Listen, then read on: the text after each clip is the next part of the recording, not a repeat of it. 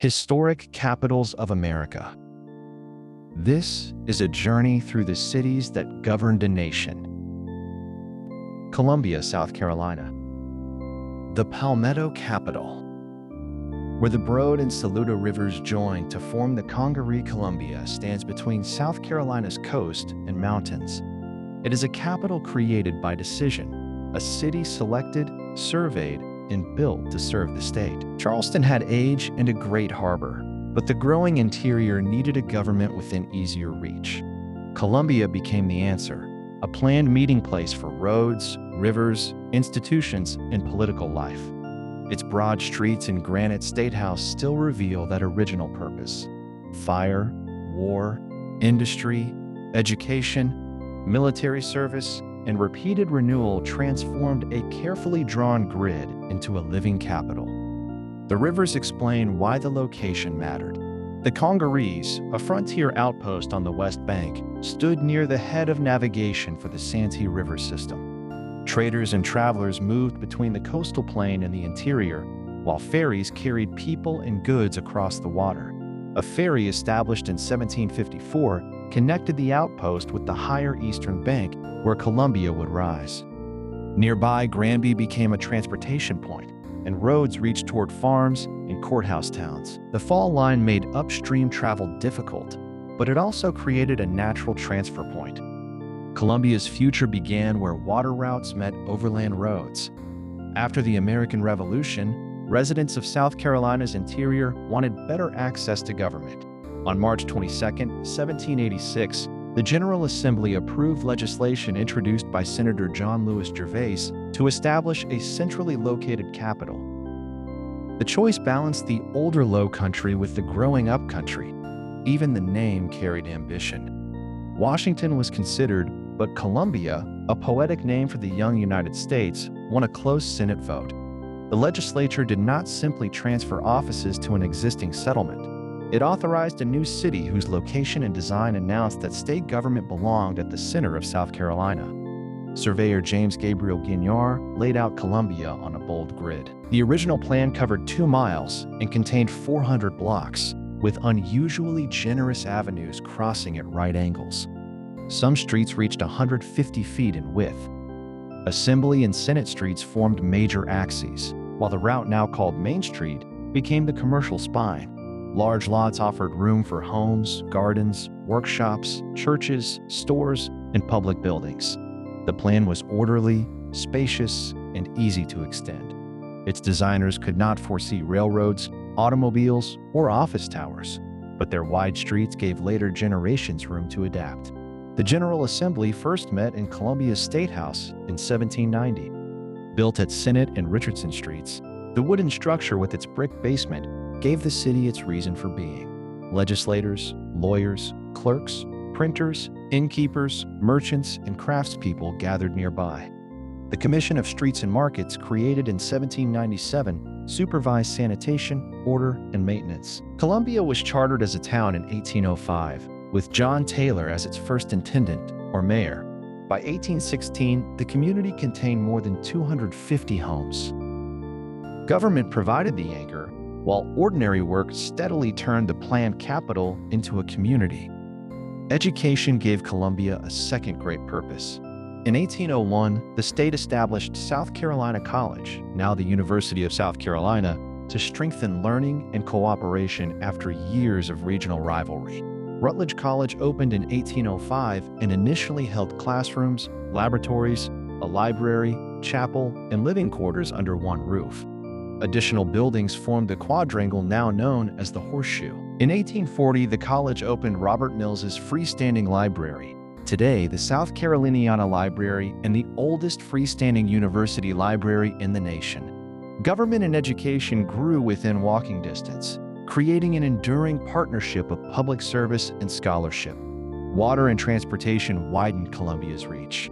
The Columbia Canal opened in 1824 to bypass the Congaree's fall line rapids and improve the movement of goods. Warehouses and workshops followed its course. Railroads later connected the capital with Charleston, the upcountry, and markets beyond the state. Trains carried passengers, mail, manufactured goods, and farm products faster than wagon roads could. Hotels, newspaper offices, banks, and shops gathered near commercial streets and rail lines. The rivers had chosen the location. The canal and railroads enlarged its usefulness. Columbia was becoming a transportation and communications center as well as a seat of government. By the 1840s, the first State House was deteriorating, and officials feared for the public records inside it. Work on a fireproof records building began in 1851, followed by plans for the Granite State House that stands today. Structural faults forced the state to dismiss the first architect and dismantle his work. Major John Rudolph Nearensee assumed control in 1854 with an ambitious design of stone, columns, and arches. By 1860, the unfinished building had risen nearly 66 feet above its foundation, and its carved Corinthian capitals displayed remarkable craftsmanship. It was meant to express permanence, but history interrupted construction. During the Civil War, Columbia became an important administrative, railroad, supply, and manufacturing center. In February 1865, Union forces under General William T. Sherman entered the capital. Fire swept through roughly one-third of central Columbia, destroying the old State House and much of Richardson Street, now Main Street. Offices, shops, homes, warehouses, records, and architectural drawings disappeared during a night of wind, flame, and confusion. The unfinished Granite State House suffered fire and artillery damage. Bronze stars later placed on its exterior marked where shells struck. Columbia emerged with its commercial center shattered and its most important public building incomplete. The physical city rebuilt through streets, rail connections, businesses, churches, homes, and public offices. Main Street rose again, and its buildings became an architectural record of changing decades and styles. State House work resumed slowly because money was scarce, and the original plans were lost. Nearensee returned in the 1880s. After his death, other architects continued. The rebuilt Columbia Canal opened an industrial chapter. Enlarged and completed in 1891, it used the river's fall to support electric generation and manufacturing.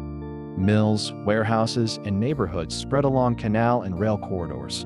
By 1907, Columbia had 6 textile mills, employing about 3,500 people. The Columbia Mills building, often called the Duck Mill and now the South Carolina State Museum, became famous as an early mill powered by electricity. Rail traffic multiplied, linking factories, farms, merchants, and distant markets. Water power, electricity, manufacturing, and transportation expanded the capital's economy far beyond legislative sessions. Columbia gained another lasting identity in 1917, when the United States selected the area for an Army training installation. Camp Jackson was established during mobilization for World War I and named for President Andrew Jackson. Construction moved quickly. More than 1,500 buildings appeared during the first phase, along with roads, rail tracks, utilities, hospitals, barracks, and training grounds. Tens of thousands of soldiers passed through the camp. It closed after the war, served the South Carolina National Guard, and returned as Fort Jackson during World War II. It became one of the Army's most important training centers and a permanent part of the region. The 20th century enlarged Columbia in every direction. Automobiles, highways, aviation, and new neighborhoods carried growth beyond the old grid. State departments filled offices around the capital, while hospitals, courts, cultural institutions, and businesses strengthened the city's regional role. The University of South Carolina expanded from the Horseshoe into a major research university with new libraries, laboratories, schools, and athletic facilities. Fort Jackson brought military families and civilian employment. The State House was modernized while preserving its granite exterior. Columbia remained recognizable. Government at the center, education close beside it, commerce along Main Street, and rivers defining the western edge. Preservation and redevelopment gave old places new purposes. Columbia Mills became the South Carolina State Museum, turning an industrial landmark into a center for history, science, art, and technology.